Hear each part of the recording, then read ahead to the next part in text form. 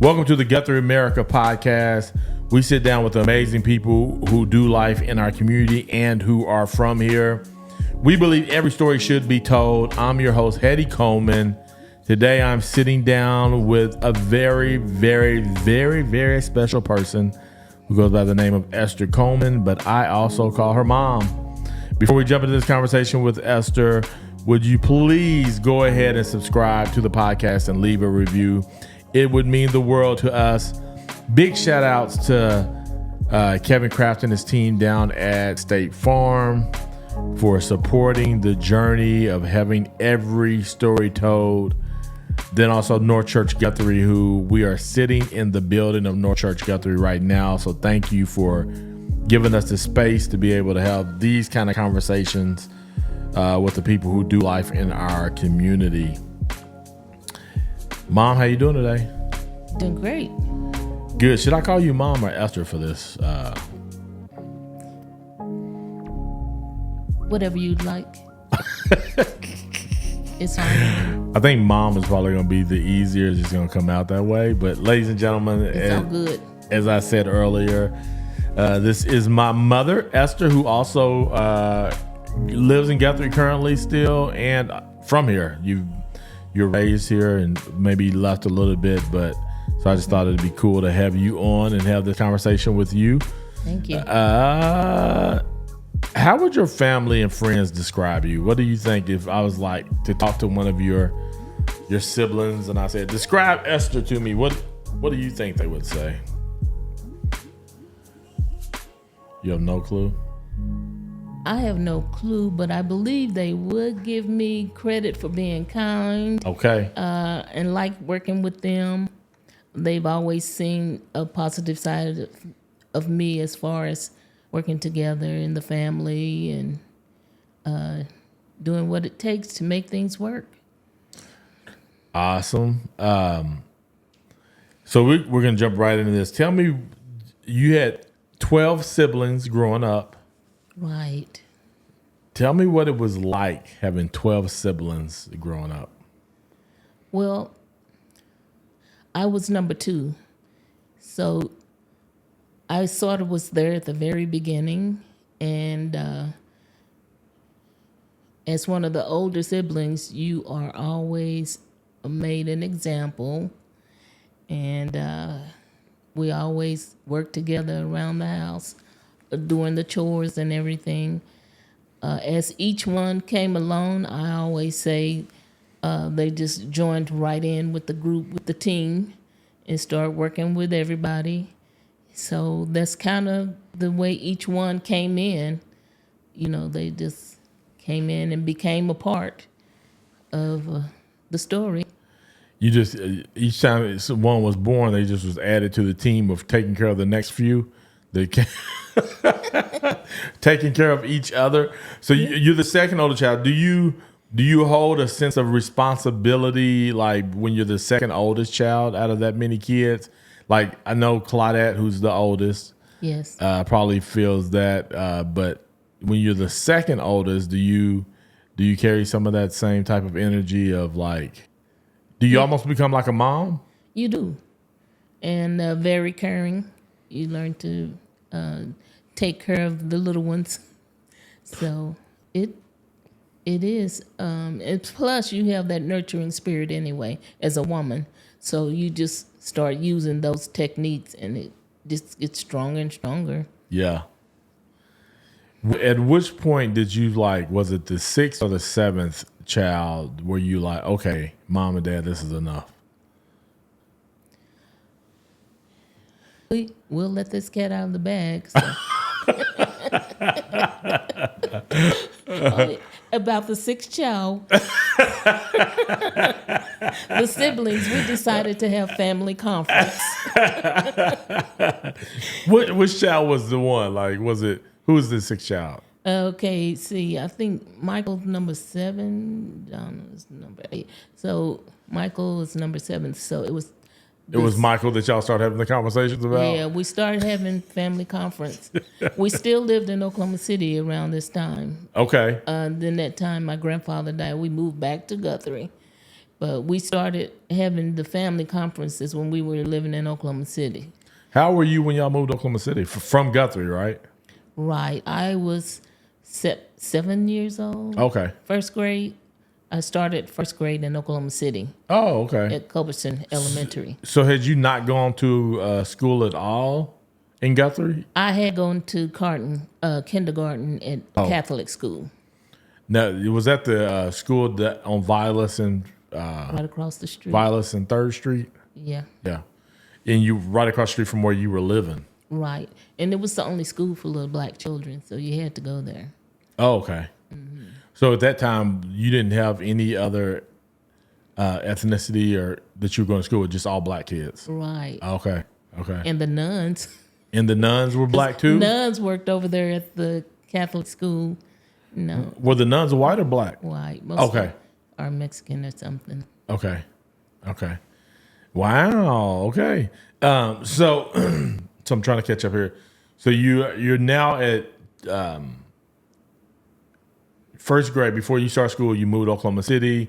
And how many children was there by then? See, I think it would be like Cynthia or Larry. They were the smallest ones because Kathy was born in Oklahoma City. Mm-hmm. Kathy, and then Michael. Well, after Kathy, I think it was Diane, and then Michael. Got you. So you all moved to Oklahoma City. Was that at that age? You probably weren't thinking about I don't want to move. You were just moving. Right. We really didn't get to make a vote on leaving Grandpa's house. Was that a big deal? Sort of. Yeah. Because that's where y'all were living with your grandpa at that time. Mm-hmm. And then y'all decided to move to Oklahoma City. What took y'all to Oklahoma City? Dad's job. Okay. Mm-hmm. And he didn't want to drive back and forth. And well, they may have had a heart just to get out of that house. Okay. Just to have their own place. Got you. Mm-hmm. Got you. Was he doing furniture factory at that time, or? In Guthrie, he was working at the furniture factory, but then when he got the job in Oklahoma City, he was working at one of the convenience stores. Heady was the name of the convenience store, and he was a manager. Oh, okay. Mm-hmm. Wow, I'd be curious to know how he got that job. Yeah. Going from furniture factory in Guthrie, and then like, did he apply for that? But this was on the east side of Oklahoma City, right? Right. So whenever you go to this, so you were at Guthrie, all black school, then you moved to Oklahoma City, still all black school, right? At this time? Mm-hmm. It was. And what school did you go to? And how long were you in Oklahoma City? In Oklahoma City, I started at Culbertson Elementary School. And then from Culbertson, that was first grade, second grade, third grade, fourth grade, and fifth grade. When I came back to Guthrie, I was in the sixth grade. Oh, wow. Yeah. So you down there, so you all made friends and everything. Y'all were down there for a good little while. Oh, yeah. We were. So it was probably hard to leave Oklahoma City than it was leaving Guthrie originally, right? Right. If you wanted to compare, I think we had made friends and become pretty settled in Oklahoma City. Yeah. Do you remember? But we were still young. Yeah, you were still young, but still, like by that time, you probably had friends that you really. Yeah, when I came to Guthrie, I was writing down all the children I went to school with in Oklahoma City on the chalkboard. Why were you doing that? I don't know. I was just remembering. Oh, okay. Yeah, and I was writing down everybody's names. Gotcha. Yeah. So so you're in Oklahoma City, and then you're there for a number of years. Right. Then you moved back. Right. Tell me. What was it like spending that time in Oklahoma City? Because it was a much bigger city, or again, because you were that young, you probably didn't know, and you were in a neighborhood anyway, right? No, you didn't. We didn't have a feeling of the size of the city. Mm-hmm. However, we were you could tell it was a different atmosphere. Like, okay, the school was large, and we had a lot more children, and those fire drills. I remember one time I fell down on the ground at the school, but the fire drills, and then there was quite a bit of stalking. There was a man, he would stalk us. He was perverted. I mean, Yeah. But anyway, that was interesting. But then the other side of that is mother was very watchful. We were house babies, one lady at church said, and we were very active in ministry. And so Dad received his calling, and we worked in like vacation Bible school was always fun. It was things that really stood out as far as the activities for children. Now, what kind of babies did they say y'all were? House babies. Mother didn't let us go anywhere. And then, She's keeping y'all trapped inside. yeah. Yeah, she didn't want to let her babies out the house. Right. And then there was a man across the street who was shot, and his bullet went through their bedroom window. So she had reasons to keep us close. Oh, wow. Yeah. Through So Grandma and Grandpa's bedroom window? Oh, my goodness. you could tell it was a larger environment because the activities were so different that you experienced. Yeah. Wow. So Grandpa, at this time, y'all are super active in church. Right. And then he gets this calling on his life to be a minister, meaning like he was calling them to preach. Right. And so that happens. And how did y'all end up back in Guthrie? Okay, during this time, our grandfather passed, Oh, and he left the home to mom and dad.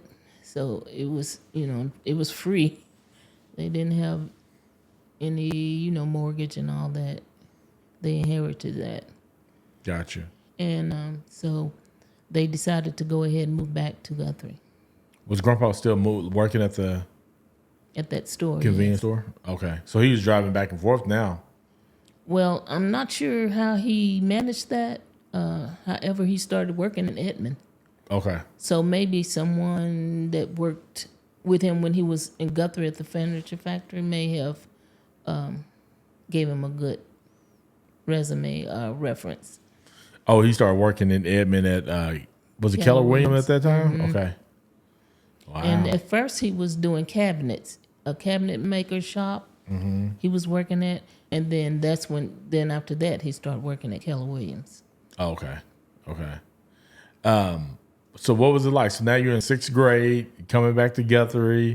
Where are you going to school at? Page Elementary. Page Elementary. Now, is this still all black? Yes. Okay. Now, in that time, I wasn't around at that time. No. Guthrie's a smaller community. Yeah. Going to all black schools. Black principal. Black principal, black teachers. So everybody's black. Yeah. Was that, but you lived in Guthrie. Like, Yes. were you able to interact with kids, white kids, or? No. No, okay. So you just felt like everybody was black around you. Yeah, I'm just trying to imagine growing up in Guthrie and thinking like, is there white people in Guthrie? Because, now the percentage of African Americans or people of color, is very slim. So, Yeah. but in your mind, when you close your eyes and you think about back then, it's it looks completely different. That's right. It's true. And it seemed like a ghost town as far as having little black children here because Page Elementary was burned down. Okay. And then Favor is a piece of Favor there. Yeah, now. But it's like, it was almost ghostly. Yeah, because you're saying now the things that you remember about being a kid, some of those things are gone. So you were at Page for how long? When I came back, I was in the 6th grade, so just that 1 year. And then I was in the 7th grade at Favor. Okay. What grades did Favor go through? 7th through 12th?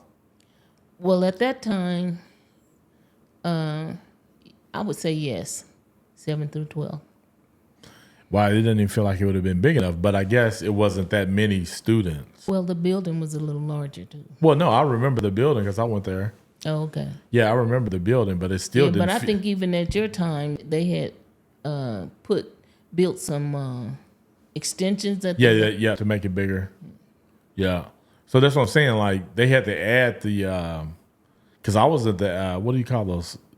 portable. Yeah. I was in the portable when I was in Yes. 6th grade there, and I it was only remember. one grade. But for you, it was 7th through 12th. Right. Yeah, that's crazy. So, at what point did you have to transition out of Favor to go to I guess now Guthrie Public Schools? Right. From the 6th grade, oh, well, I was at Favor in 7th grade. And then that next year, I went over to the junior high school. Oh, so In you the went to 8th junior grade. high. Same junior high that is today? Okay. So you went there to 8th grade. And that was your first year going to school with not just all black people. Right. Okay. Man. And Was that eye-opening? Was it scary for y'all? It was something we thought that was going to be very exciting. Okay. Black and whites coming together. Oh, got you. It's going to be much better. We thought it was going to be such an upgrade, to be with them and to learn more. So it was a challenge for a lot of people. Had to grow up to accept this experience. Whereas if you were excited about it, that was a different story. So it was pretty interesting the way things came about. I never thought that there would be a challenge because You had never seen it. right, and plus I was thinking this isn't the parents, this is the children. Yeah. This would be cool. So, but because I was thinking kids coming together means, It's gonna be good a lot experience. of fun. And Yes. Yeah. So at this time, did you have any friends that were white, or did you go to the school and the only friends that you had were the black friends, and now you're having to meet new Yeah, and adjust and friends, what yeah. all that. Yeah. transition. Transition. Yeah, and it was. To me, I made friends pretty easy. Well, you were kids. You middle. Yeah. Like it probably was 8th grade. Yeah, And yeah. so we were all kind of, and for some reason, it was in the air to me in America. Children coming together, schools coming together. So you had that going on in the community. However, it was like in the world. It wasn't like in a church or in a school environment. You had people in the world that were coming together. And then we had, but in the churches, it hadn't really grown up to me. Gotcha. It hadn't really, that experience wasn't really good in there. But then in respect to the school, we were learning and coming together as much as we could. Yeah, thinking about church, because so when I was, I don't know how old, but growing up, we were still going to all black churches. Like Right. to see somebody of a white person at our church, even in my, I guess until 1988 or so, 1989, when we were in New Life, there wasn't a lot of white people at that time, even though, for me, I never went to an all black school or anything like that. But as far as church goes, like it was still Kind of segregated. Yeah. And so the people that we knew that were, this is interesting. So this is people you knew that were black. And they were already mingling with whites in the world. But they weren't in church. Yeah. So these people outside of the church, they kind of had a jump on that. Because they were already getting together. Yeah. But it's interesting how things can come about. But that's true about the church. Yeah, no, I'm just not thinking about that. It's like, even though everything else was Integrated. the church, even up until, I'm thinking my freshman, I guess. I'm trying to think when the first time. I mean, there would start being, you may have like one white person or two at church, but it was never like what we go to now. Right. And we did have ministers that came in that were not black at New Life. So What, how do you think that impacted like,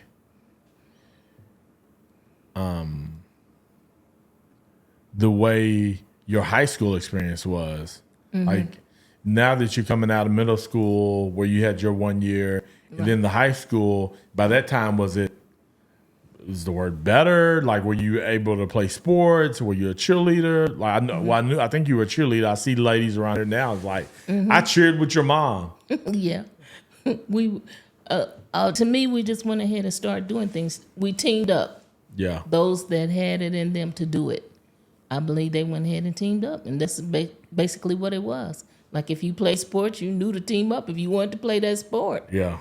And so you knew to team up.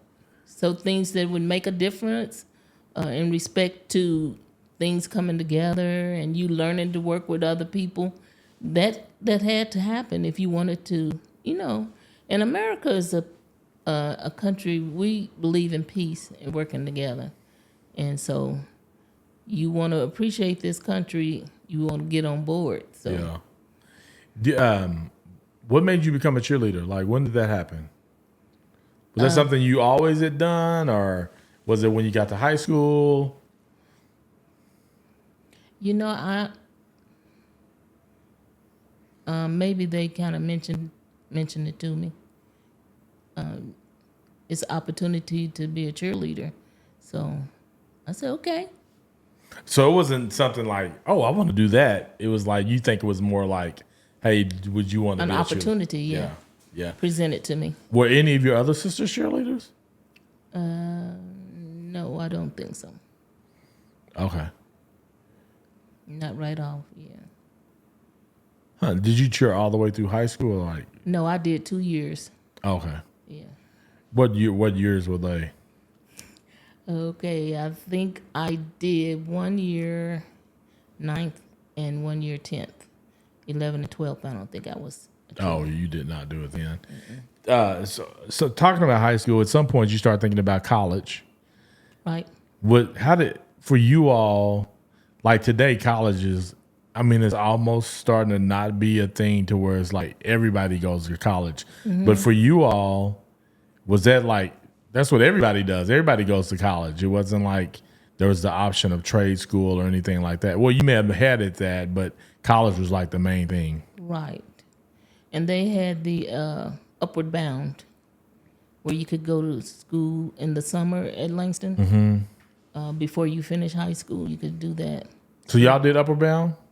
There was Upward Bound was an option if you wanted to do it. Did you ever go? I don't think I went to Upward Bound. Okay. I was going to say, because you never sent me to Upward Bound. I don't think I went to Upward Bound, but it was available. All my friends was going Upward Bound. I never got to go. Yeah. You could have gone, though. It was an option. You'd have to stay on campus, I think. Yeah. Yeah. Yeah, it was like a couple of months or something like that. During the summer. Yeah, they were out there for a while. And you'd get credit for it. And you got money, I think. Yeah, you got an allowance. Yeah, I remember that. My friends was coming home with some cheese. Mm-hmm. So how did you start becoming interested in going to Langston? We loved going out to Langston before we finished high school. That was part of our social etiquette, I'll say. Oh, okay, going to Langston. Yeah. So, was a lot of the kids going back and forth to Langston even? I'm sure they were. Yeah. Social activities in Guthrie was low. You had That's funny. So the social activities was in the smaller town next door. Yes, that's true. And we liked it going out there. And they were always doing something on campus. Uh-huh. And you meet people from other states. It was just fun. Yeah. Yeah. So when did you know that you were going to go to Langston? Was there any other doubt? Like, did you think about going anywhere else? Or like, you was like, no, I'm going to Langston? Well, here's how it happened. We grew up real fast when we finished high school. Uh-huh. And there was nowhere to work in Guthrie but the furniture factory. We tried the furniture factory out, and here's what happened. Claudette, she and Joanne, they went out to Langston one day, and here's what it was. They had started at Langston, and so I was still working at the factory. And one day I sat down. Now, is this before your first? Is this the first year after high school, or when is this? soon as you get out of high school. Okay, so you're working at the furniture factory. Right. Right. Were you working at the furniture factory while you were in school? No. So you got a job as soon as you graduated at the furniture factory. Right. Okay. And So wait, one more thing. So you weren't thinking about college at this time. You just going to go to the furniture factory and work. right. Okay. For a little while. Okay. Okay. In the meantime, Claudette and Joanne, they educated me real good. And so I had thought about going to college, but I hadn't really digested it yet. Okay. But the furniture factory made me digest it. And so one day on the porch, Claudette and Joanne was saying, you need to come on. They said, everybody's scared. Everybody's in line. They took me out there to Langston and put me in line to be admitted to Langston University. And so they took you out there. You got enrolled because they had already been, right? Mm-hmm, they had already done year or 2 years? Probably Joanne 2 years, maybe Claudette 2 years too. They may have started at the same time. I don't know because we pretty much worked together, pretty close.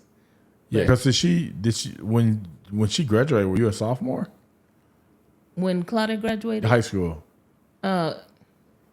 yeah, because when that was 69, and I finished in 71. So yeah. Okay, so she was out there. She had already been out there a couple of years. Mm-hmm. So now I know Langston was y'all's spot. So you were going back and forth with Claudette. Yeah. Whenever she was in 2 years. That's how y'all was getting out there. Yeah, she was 2 years ahead of you. Yeah. Now, was Cynthia tagging along too? No. Because what is Cynthia 2 years behind you? Mm-hmm. Now, just for the record, y'all, we're naming off her siblings. I know some of y'all are watching like, who are these people? So Claudette being the oldest, and then my mom was the second, Esther here, and then Cynthia was the third. Right. And she was 2 years behind you. Mm-hmm. And then Larry. Mm-hmm. And so, yeah. So, okay, you at the furniture factory, get out, you're working there right out of high school. Then Claudette, your sister, and your cousin Joanne say, no, you're going to college. They drag you out there, get you enrolled. And so now you're in your first year of college. Yes. Yeah, was it everything you thought it was or more? Like what? Oh, college days was the best. I loved it. I loved the environment. The only thing I kind of regret, I didn't talk to the instructors enough. So I was kind of shy, quiet, but not when you going after it. I should have been talking to the instructors more. So you shy and quiet hanging out on a college campus. Yeah. Okay. Yeah, and so you at Langston 4 years. Were you working while you were in Langston going to school? Like, what was it? Yes. What were some things that you enjoyed most about your experience at Langston? In Langston, they have a little saying when you call the campus, it's your door to the world. Okay. So you met so many different people, and that's from other countries as well. That's one of the things that I loved about it. And I was studying social behavior, so I was learning a lot about people. Okay. During this time. While going to school. Yes. And then it was breaking a lot of hesitance about myself. I was hesitant a lot, So it was the growing up time. You in the adult world now, and I love studying. So I was enjoying myself because I had opportunity to stay in the dorm, had opportunity to work in the dorm. So all these things were going on, and so it was nice. Yeah. Now, we'll come back to college and kind of walk through that some more. Okay. Now, your dad, my grandpa, was a musician, and you all had the Coleman family singers. Right. When did that happen for you all? When did you start doing that? What age were you? I believe that happened for me when I had finished high school, and then I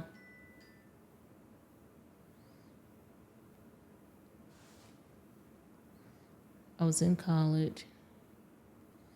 And I think Claudette had graduated from college. And she mentioned to me that we needed to start having a Coleman family Christmas get together. So we started doing the family get togethers, and Dad was motivated to start doing his music. You all start recording after around the same time that Recording? y'all started singing. Right. Started singing with Grandpa around the same time y'all started doing these family get-togethers for Christmas. Right, I think so. So at that time, so when you were in high school and stuff like that, you weren't singing. I didn't think I was. Was I? I don't I think don't know. so. I'm I was not there, but you were not. Okay. Now in my head, I just imagined y'all doing this all of your lives, like singing with Grandpa. But this is like when you were in college is when you started doing this. Now did Claudette never sang with? I don't think she did. No, I don't think so. When did you realize that you could sing? When we were little, Mom and Dad always had us singing. Even before we left Guthrie, we were singing in the cherub choir. Okay. So they always had us singing. And then when we lived in Oklahoma City, we would be singing in the choir there at the church that we attended. And so he's always had us singing, and he's always had his guitar up. And at that time, he was the Everlasting Gospel Singers. He was still in the quartet in Oklahoma City. Grandpa was in his own group. Mm-hmm. Then he started his own group with just his family. Yes. So this was starting out, was it? So, if it was his family, now these kids had to be born. So was that the plan? Like just to have a whole bunch of kids so he can have his own singing group? No, Mother's testimony. She prayed for 12 and she wanted to have 12 and dedicate them to the Lord. That's the way. Okay. That's her testimony. All right. So, but anyway, you all start this group. You start singing with Grandpa. What was that like? Like for you to start singing with your dad, like learning these songs that he was writing. Mm-hmm. Like, what was that like? And do you remember like the first time y'all ever went out somewhere to sing? It's interesting.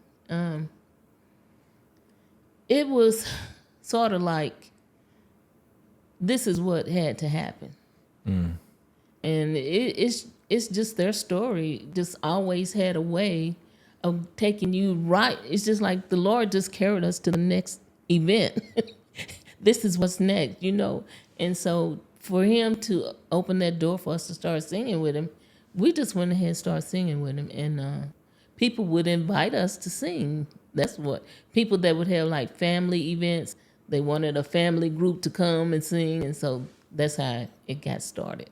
Wow. And we just went ahead and started singing with them. And then the ones in the family that played like the drums, the saxophone, Anthony played the bass guitar at one point. So starting out, it was several instruments that was going on in the family. And they all wanted to do it. So yeah, we do that. So it's like, you around the house and everybody say, let's do this. Because you don't want to just be stagnant. So yeah. It was just like the Holy Spirit just automatically moved us. Yeah. The Lord just moved us forward. Did you all, so once you started doing that, I know Grandpa wrote his own music. Like, were you ever a part of the process of writing it or were you contributing in that kind of way? Or were you just like show up and he tells you what to do? Or do you remember adding to some of that stuff? The one that I feel like really had impact on his his music and writing it is Diane. Okay. I felt like she had quite a bit of influence with that because she was like that. Okay. And in writing music, and that was kind of like her talent that stood out in her, that she liked expressing it. Mm-hmm. And the music writing, I always felt like he had a posse. I don't know who was happening. But she was like, you didn't think it was just him being a one-man machine. I think he had inspiration. Oh, man. What was it like to have to learn a new song? Because y'all, I mean, y'all were singing all sorts of songs. Yeah, we were. Yeah, what is that like? Like, I can't remember a song. My memory would not allow for me to remember a song like. Well, now most of us have been in like the choir at church. We've been singing in the groups at school. We sing with them, and then and we had good music teachers at school. At the junior high, there was a very good music teacher, and at the high school, was a very good music teacher. Yeah. And then when you sing in the choir at church, you learn music too. And just out of that, just kind of where you learn to learn a song and all those different things. And so he played the piano, so he could give us notes and what our key would be on the piano. You know, he just taught his songs to us, and he knew how he wanted it expressed, and so we learned his style, you could say, and it's pretty much easy to follow once we learned the way he liked for his music to be. Yeah. That's really cool. Now, at some point, you all started recording music, like making a CD and those things. Yeah. What was that experience like? Was that something that you had ever thought about? Like, one day I'm going to be on a CD. Like, you literally have albums out there and you're on them. So now you're traveling, recording songs. Yeah. What did that feel like? Like, when you would go places, like, were you like, I'm a recording artist. Like, did you ever feel that way, or was it just like, no, it's just what we do as a family? Yeah, it's just what we do. And so Dad was pretty humble, because I never caught that about him, that he would really want to do his music that way. I didn't catch on to that, but some of my siblings did. They knew he wanted to get his music on out there. He wanted to grow with it and let it take him places. But I had never caught that about him and Mother, because they were so such dynamic witnesses for the Lord, and they always pushed that. But yes, he really enjoyed his music, and I remember when he stopped singing with the quartet that he founded, the Everlasting Gospel Singers. He founded them, and then when he started preaching, that toned down real. Oh, okay. It was like he didn't even do that anymore. But then something sparked in him, and he had the children. I think he wanted to be an inspiration to the children and the family, to go ahead and have that expression of talent in them. Go ahead and do that. And so I think that's why he started writing his own music and asked us to sing, because for a while he had really shut that down. Now, one of the things that come to my mind, I guess, a lot of the boys learned instruments, but the girls did not. Yeah. Well, Donna played the flute, and then I think Erica did too. Well, I'm saying like instruments like the piano, things that contributed back to. But they tried. I took piano lessons. Yeah. But I didn't stay with it. You didn't. It didn't. I didn't feel coordinated for it. But I did like the piano, and I think that's where, when you have quite a few children, and you can't really coach each one the way you really want to, because I think Mother probably would have pushed that a little bit more in me, because I was practicing my piano and everything. So, and you had to pay the piano teacher, whoever was teaching me. But Mother was a good pianist herself. She could read music. Yeah. I didn't get that good to where I could read music. Like when I was singing in the choir at school, yes, I was reading some of the music, but it was not like where you had to read it, and you didn't have to be so good at it that, you could just read it and go for it. Yeah. Mother could just see it and play it on the piano. Yeah. I didn't learn that coordination. Yeah, that's good. So talking about Grandpa becoming a minister, and he got that calling when like you said, when he's in Oklahoma City or whatever. Right. And this is before the Coleman Family Singers. Right. But what was it like for you to grow up as a pastor, a preacher's kid, as they would say? That's it. And they kept us in church, and really wanted to train us with the Word of God. Is what they really wanted to do. They wanted us to know that the Word of God was something that we had to live by, and it had to be, something that sustained us, and so that was their motivation, I believe, because soon as they finished high school, they went to Bible training school, and so they were inspired to do that. And when she found out he loved the Lord as much as she did, their minds just clicked, and they stayed with it. And so that's kind of the way it was when Dad became a preacher, when he told us. See, now Mother was preaching before Dad. Okay, so we at home with Mother all day long, her preaching. Okay, then Dad said he's going to become a preacher. We were running, jumping on the bed, crying. Oh, my God, 2 preachers. Oh, man. So this was not a thing that y'all were rejoicing about, but something y'all were like... It was some growing pains. It took some growing. Because I'm telling you, because Mother was a preacher. She was in her home. When she was teaching you, she was preaching. Yeah. Even if she was just teaching you something that you needed to, she was preaching you. Yeah. So when he said he was gonna be a preacher, we were crying because we knew that meant it's gonna be so intense. Yeah. Now, so you would find yourself in church how many times?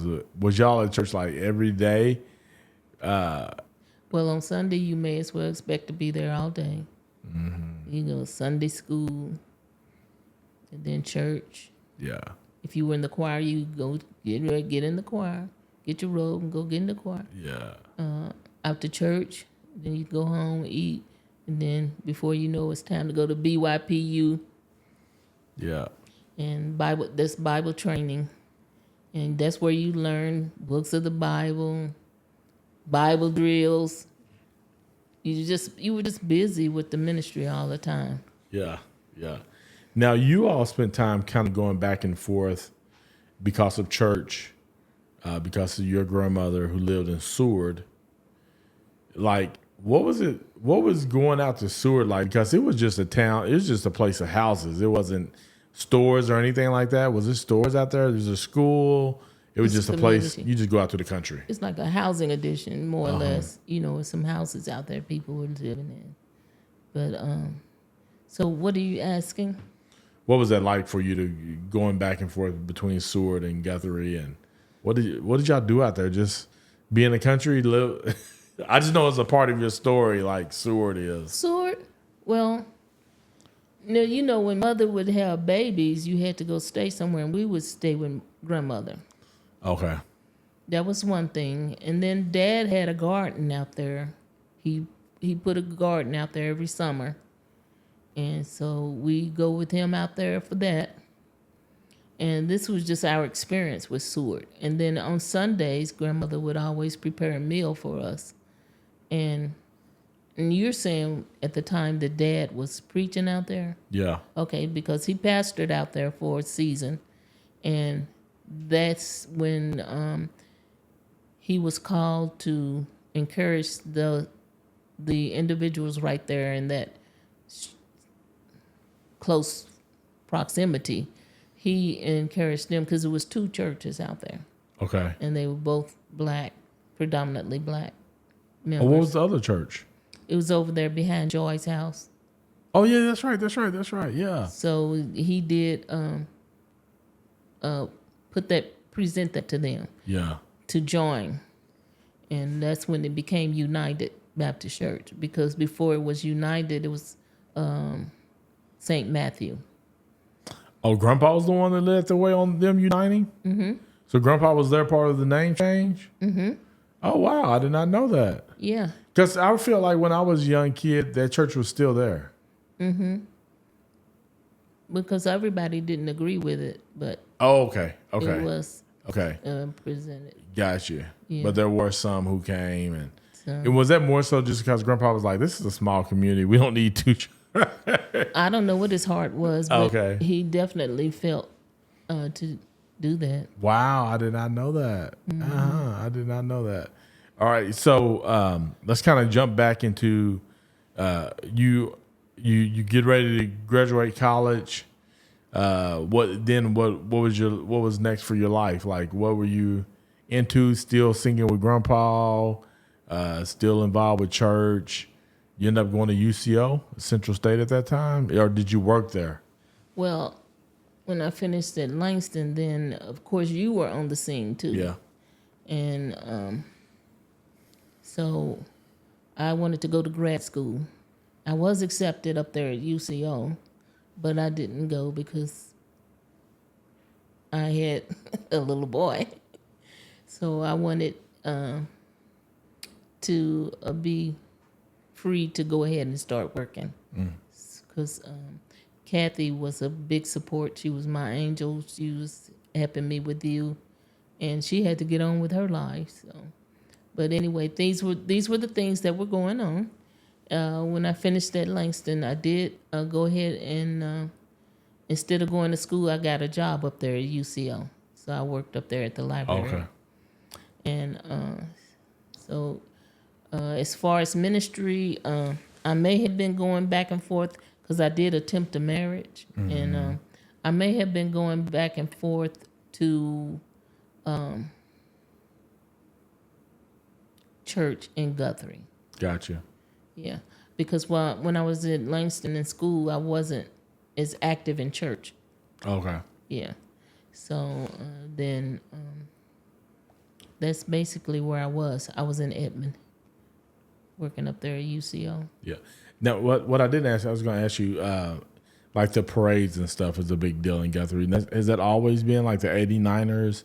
Did y'all do 89ers? And did y'all have a parade spot if you did go to 89 and stuff? Was that a big deal all of your life, or when did that become a big deal? Most of our life, we went where grandmother went, and she went right there across, well, you know where the Victim Hall is. Yes. Right there and on that corner. She'd always stand there. Okay. Man, see, I don't remember grandma going, like, you talking about my great grandma.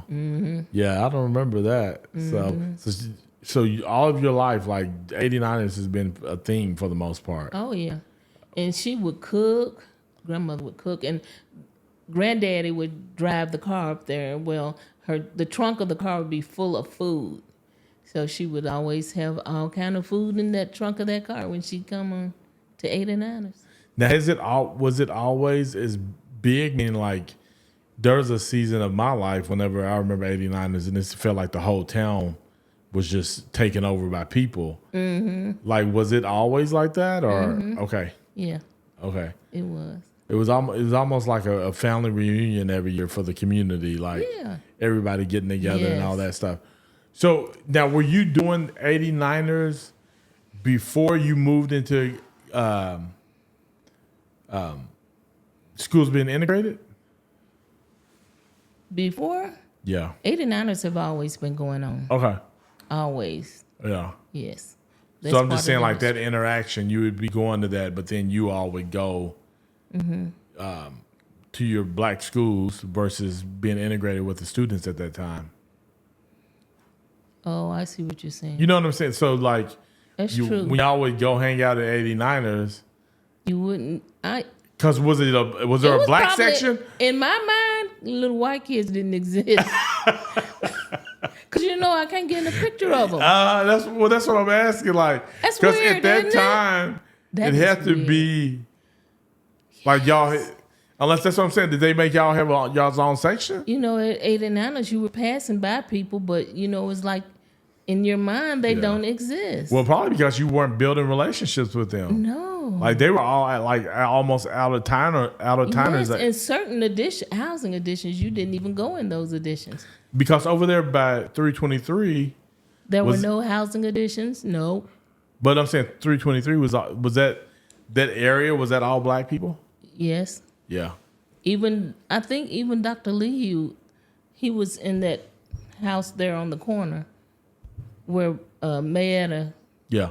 Okay, but he was like seeing patients out of that too, right? Yeah, that was his doctor's office. Yeah. And I'm trying to remember the way he looked. He could have been Indian, or he could have been Italian. The way he looked, he was a fair-skinned person with straight black hair. Yeah. I think Now during that time too, Second Street, the Jew joint. Was that always there, a part of your life from as long as you can remember until it was tore down or taken down? yeah. And I asked Pollard about that. What happened to all those little clubs that were in here? He said Urban League came through and wiped them out. So I said, well, they didn't have enough to maintain a hamburger. Like A revamp them? hamburger joint? They could revamp them, like they just tore them down. That's what I'm saying. He said they urban renewal. Urban renewal or something. Yeah, I remember when that happened. Some program came Yeah, through. I remember that happened. So, yeah, that's wild. Tell me, one of the things I love to talk to people about is like, what does it look like to give back to your community? Like in all these years that you've been around here, and how do you see people giving back to the community? Or what do you think are some of the better ways that you've seen for people to be able to give back? Well, I'm glad that we survived integrating the schools. And these adults now are the ones that were the pioneers for that. I mean, as far as kicking it off in this community. And to me, I see a lot more expression in the community now. In the way of, let me see, how can I describe this? Because when I came back, it was a lot more creativity. It was a little bit classier. It was some little things that just made it stand out better. Yeah. Like across the street from the publishing, right there at 2nd and Harrison. Oh, yeah. Yeah. Okay, there is a veterans. Yeah, park. Yeah. Honors Park. Yeah, that park. Yeah. That expression, that type of thing, I felt like was something that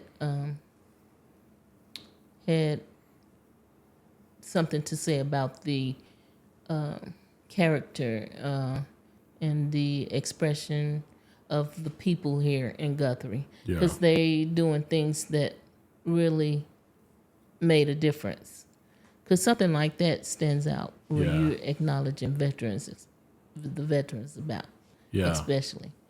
And so things like the trolley, I feel like that has something to say about it.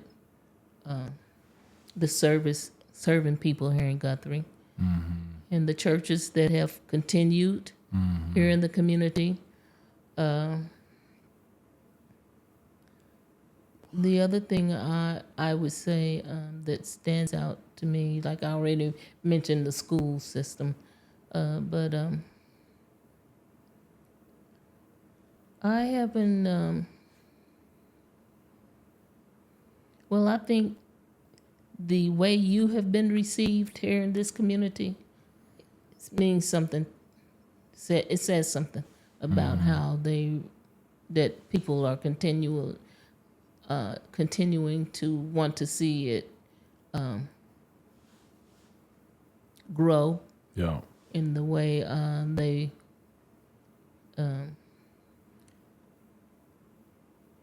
want to see other people come in and be active. Yeah. And have an input in the community. I was gonna say that, like you mentioned in the trolley, and kind of going back to that, like you had a stroke in your life, and that's kind of how you ended up back in Guthrie, because I was living here, and then we started, so you could be closer to me and caring for you. Yeah. Like one of the stories I always tell people is like when you had that stroke, it was things like the YMCA and the trolley Why? like getting you around and Yes. things like that, and the housing authority, like these kind of things, in my eyes, help me be able to serve you better, Right. because these pieces were here, which has been a big deal. And so I remember the first time somebody was talking about the trolley and was like, why do we need a trolley, right? And I was like, well, because my mother, who had a stroke and couldn't drive for a little while, it was because Right. it was the trolley getting her to. That's true. And so now we have Mark, who goes to our church, and he's a wheelchair. And his sister and her husband, they don't live in Guthrie, but he's moved to Guthrie, and because of the trolley, like when I asked him what he did today, he's like, I went to Walmart 3 times. And he doesn't drive, right? But it's because of those things. And Yes. just thinking about you in that way has been a big blessing. Which I think about community wins. And Right. that's what that looks like to me. Yeah. So, what else is there? Let me see. Let me make sure. Was there any other questions? There were so many questions, but we've been talking for almost over an hour. It goes fast, doesn't it? Oh, what is it like for you becoming a grandma? Like, I'm your only child, and then you have grandbabies. Like, what was that like for you? Because I always talk to people. I mean, you're not married right now, but I always talk to people about their marriage or having children. And since I'm your child, I thought it'd be weird for me to ask you. But what was it like having grandkids? Like, what is that like for you? Well, that's like grandeur. That's like God giving me a little piece of heaven, letting me know what He can do, and man can't do this, but I can. Yeah, So, yeah, it's been exciting. So most people say grandkids are better than kids, better than having kids. Is that true for you? I mean, I well, know I'm sitting here, but like, has having grandkids been a better experience than having kids? I wouldn't necessarily say that. What it is my grandchildren have great parents. So it's not too much that you have to do, but just enjoy them. So, I remember them coming spending time with me in Oklahoma City, and we'd be ordering pizza in when they come and stay with me. And so much so, I put little beds up for them. Yeah. So, I mean, it was just a matter of enjoying their company and watching them grow and see their expressions. They were very good conversationists, and so they have very good expression. And they're smart little children. That's cool. Yeah. That's good. Good. And good. I've seen little my siblings, babies, and my siblings themselves come into this world, Yeah. and so. Yeah. I know what it would be like, sort of like to having that experience of grandbabies. Yeah. So, Well, Mom, we're gonna jump off here, but we may have to do a part 2. There's some more questions I want to ask you, but okay. let's end with these 2 last questions. What's something that you're most grateful for? Most grateful.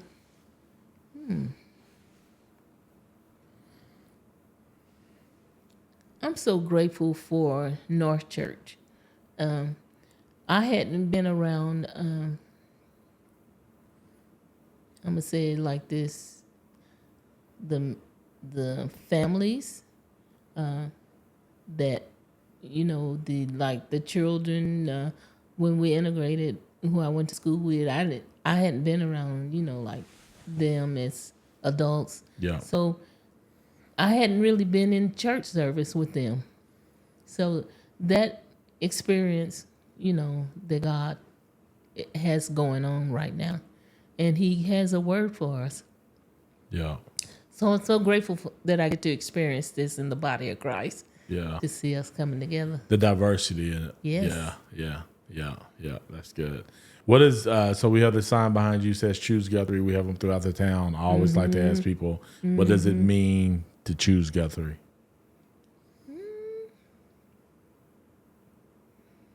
Well, I've been listening to some of the different people's expressions. But what it means to choose Guthrie means you want something that's real. You want a quality experience of life. You want to see how much of life you can experience because it's pretty down to earth. So when you meet people here, you know, you're pretty much going to get a real experience with them. So, I mean, and it's a lot of different cultures in this one little city. Yeah. You get a variety of experience with different people. So I love it. So, and it's my hometown. So Yeah. you can make it your hometown. Well, Mom, thank you so much for joining me today for another episode of the GuthrieAmerica podcast. It is an honor to be able to have my mom on because you are one of the stories that we want to make sure that we're telling. We want to have every story told here in GuthrieAmerica. And so, ladies and gentlemen, as we close out, I always love to say this. We're on a mission to have every story told of the fabulous people who live here and from here. The question I got to ask is, will yours be next?